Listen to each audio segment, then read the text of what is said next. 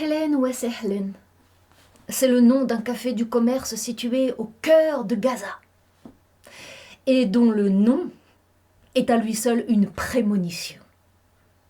Je traduis. Il signifie « bienvenue » à celui auquel on ouvre toutes les portes pour lui faciliter l'accès. Sens de l'accueil dont l'Orient a le secret.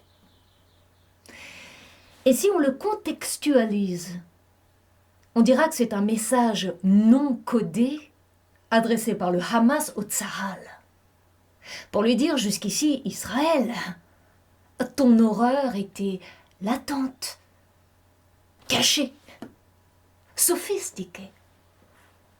Mais là, je te mets au défi de l'étaler au grand jour et de montrer jusqu'à quel point tu es plus horrible que l'horreur, plus terrible que la terreur, plus furieux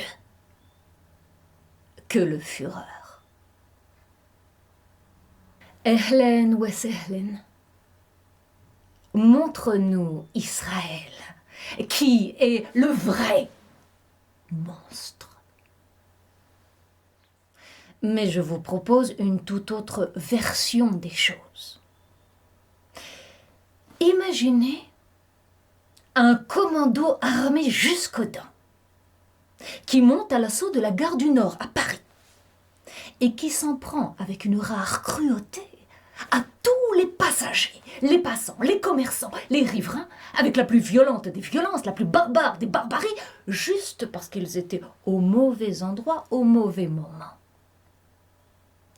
Et comme pour sacraliser leur massacre, ils n'épargnent ni vieillards ni braillards. Ils pillent, ils torpillent, ils dérobent des vies en criant « Allahu Akbar ». Et cela pendant des heures et des heures, des plombes avec du plomb dans les têtes, sans que la police, l'armée ou l'État n'interviennent.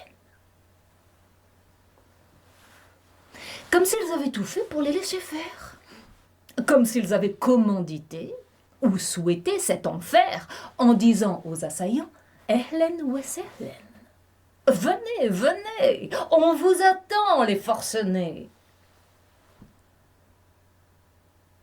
Avouez que c'est un peu comme ça que ça s'est passé dans les territoires occupés. Open bar! Open bar à tous les roublards dont on facilite la fracassante entrée sur le territoire, rien que pour justifier sa sortie de l'histoire. C'est ce que tous les complotistes attribuent comme forfait à l'extrême droite israélienne. Pour ne pas reconnaître à une poignée d'Arabes assoiffés de vices et de justice l'incroyable capacité à brouiller toutes les pistes, à griller tous les radars, à subordonner tous les ordinateurs qui veillaient sur le grand Israël.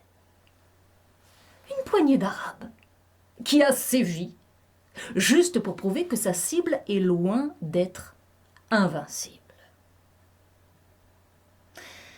Et pour boucler la boucle, on nous présente le Hamas comme le nouveau Satan, l'ennemi de tous, y compris des siens, celui qui ferait le malheur des Palestiniens. C'est une plaie. Zanterie. Parce que sans le Hamas, on ne parlerait même plus des Palestiniens. Pour le Palestinien de la rue, c'est l'unique issue de secours, celui qui a remis le conflit israélo-palestinien au goût du jour. Alors comment peut-on dès lors sauver les Palestiniens de leur sauveur ?